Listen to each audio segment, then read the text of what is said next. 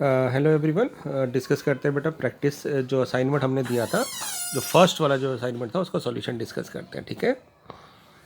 यहाँ पे first question में हमसे पूछा गया था ये जो पॉइंट है 8 - 6 10 ये किस ऑक्टेंट में लाई करेगा। तो हम क्या कह सकते हैं, देखिए हमने पढ़ा था कि ऑक्टेंट के अंदर क्या होता है, ये फर्स्ट ऑक्टेंट होता है, ये सेकंड, ये थर्ड, ये फोर्थ और जेड नेगेटिव हो जाता है, तो 5 6 7 8। तो पहले चेक करते हैं कौन सा क्वाड्रेंट है।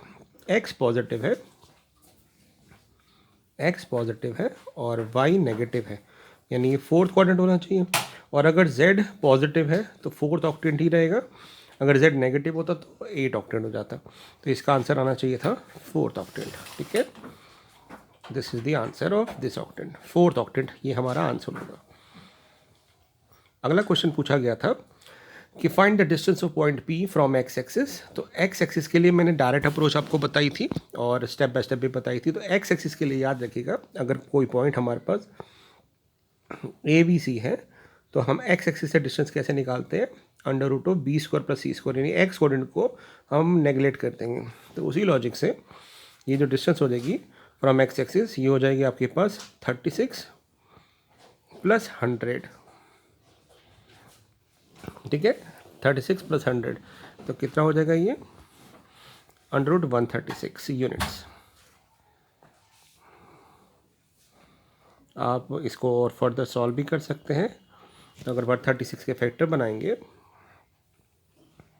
तो आप देखेंगे कि ये 2 पे जाएगा, बोले 2 6 12, 1 कैरी 8 और फिर 2 पे करेंगे तो ये बन जाएगा 34। तो इसको हम 2√34 यूनिट भी लिख सकते हो। वाई एक्सिस से डिस्टेंस निकालनी है तो वाई कोऑर्डिनेट को हम स्किप कर देंगे, तो हमारे पास डायरेक्ट आंसर आ जाएगा 64, 8 एक्स वाले का और 100, तो 164 हो गया, √164 यूनिट्स। इसमें भी अगर आप 4 कॉमन ले लेंगे तो यानी आ जाएगा 2√41 यूनिट्स। जेड एक्सिस से डिस्टेंस निकालनी है तो जेड कोऑर्डिनेट को स्किप कर देंगे, तो ये आ जाएगा आपके पास 64 + 36 यानी √100 यानी 10 यूनिट्स। अब distance from X Y plane निकालनी है तो एक्स वाई प्लेन के लिए डायरेक्ट मैंने आपको बताया था क्या करना है, जेड कोऑर्डिनेट का मॉड, तो जेड कोऑर्डिनेट तो 10 है तो 10 यूनिट्स। वाई जेड प्लेन से डिस्टेंस निकालनी है तो एक्स कोऑर्डिनेट का मॉड यानी 8 यूनिट्स, और एक्स जेड प्लेन से निकालना है तो वाई कोऑर्डिनेट यानी 6 यूनिट्स। माइनस तो सिर्फ डायरेक्शन की बात करते हैं, अदरवाइज ये आंसर होगा। तो ये तो फर्स्ट क्वेश्चन था, देखिए कितना ईजी क्वेश्चन था ये, है ना।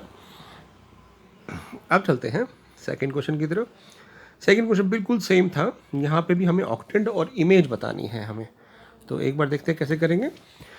तो ये तो हमारे पास देखिए एक्स पॉजिटिव वाई पॉजिटिव, तो फर्स्ट क्वाड्रेंट होना चाहिए, बट क्योंकि जेड नेगेटिव है तो 1 में 4 ऐड कर देंगे, तो ये आंसर आ जाएगा आपका फिफ्थ ऑक्टेंट।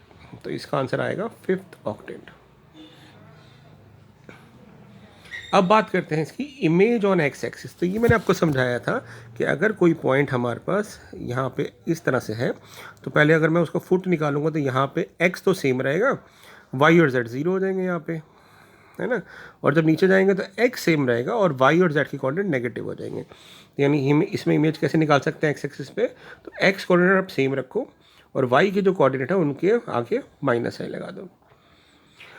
ऐसी वाई एक्सिस पे इमेज निकालनी है, मतलब वाई एक्सिस को हम मिरर मान रहे हैं, तो वाई एक्सिस सेम रहेगा यानी 2 सेम रहेगा, एक्स और जेड कोऑर्डिनेट नेगेटिव हो जाएंगे जो भी पहले हैं उनके, तो 3 का -3 या -3 का 3।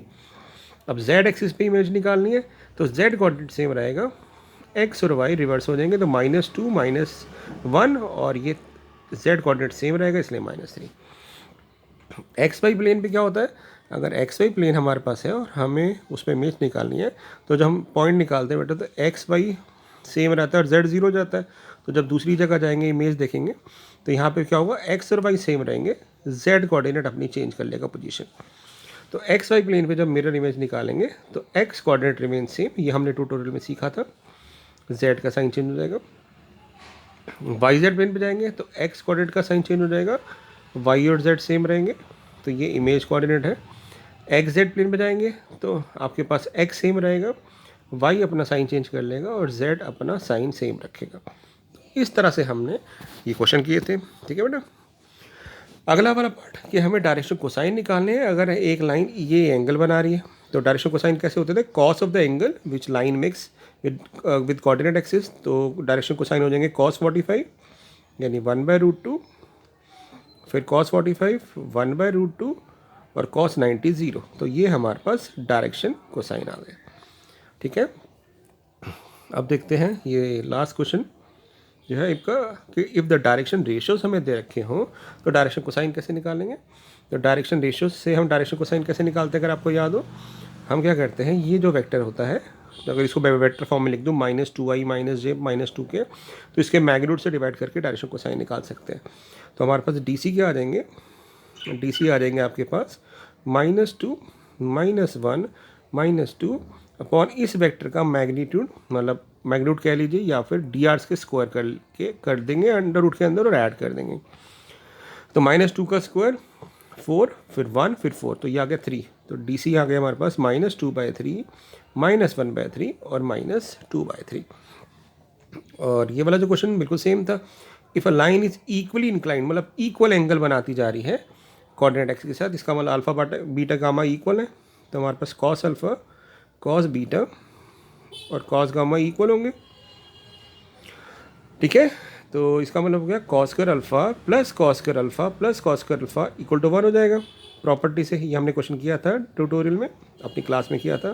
तो कॉस अल्फा आ गया मेरे पास +-1/√3।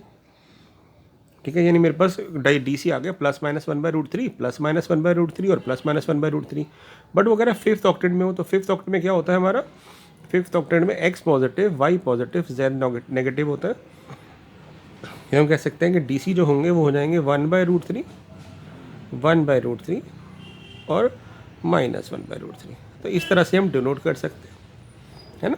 तो ये हमारा फर्स्ट वाला जो है असाइनमेंट का सॉल्यूशन था। आई होप आपको क्लियर हो गया होगा। इसको रिवाइज कर लीजिए, बहुत ही छोटा सा असाइनमेंट था, और अपने डाउट्स हमें अपने भेजते रहिए। ठीक है, थैंक यू।